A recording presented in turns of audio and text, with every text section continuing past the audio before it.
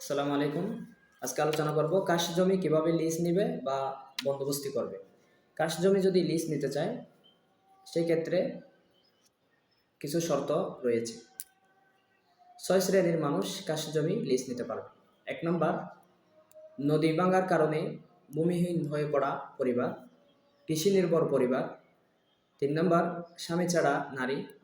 ৪ নম্বর, সরকার অধিগ্রহণের কারণে ভূমিহীন হয়ে পড়া পরিবার। ৫ নম্বর, যাদের ১০ শতকের কম জমি রয়েছে সে সমস্ত পরিবার। এবং ৬ নম্বর, যারা স্কুল, মাদ্রাসা কিংবা কোনো শিক্ষামূলক কাজ চালু করার জন্য চাইতেছে সেরকম মানুষরা। তো এই ৬ শ্রেণীর মানুষ বন্দোবস্তি করতে পারবে। সরকারি লিজ হচ্ছে একটা ব্যবহারের অধিকার দেওয়া, মালিকানা নয়। সুতরাং সেটা একটা ব্যবহার করার জন্য একটা বৈধতা দেওয়া, সেখানে মালিকানা নয় এই সরকারি লিজটা। মেয়াদ কতকাল হবে?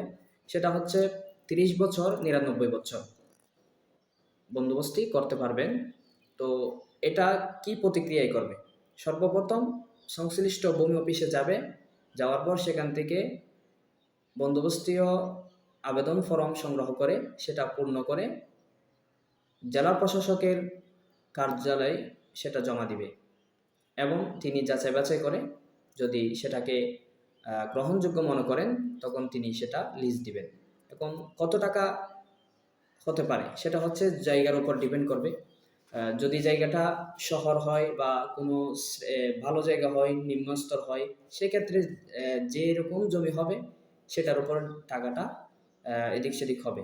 সাধারণত একটা বলে রাখি, ১ শতক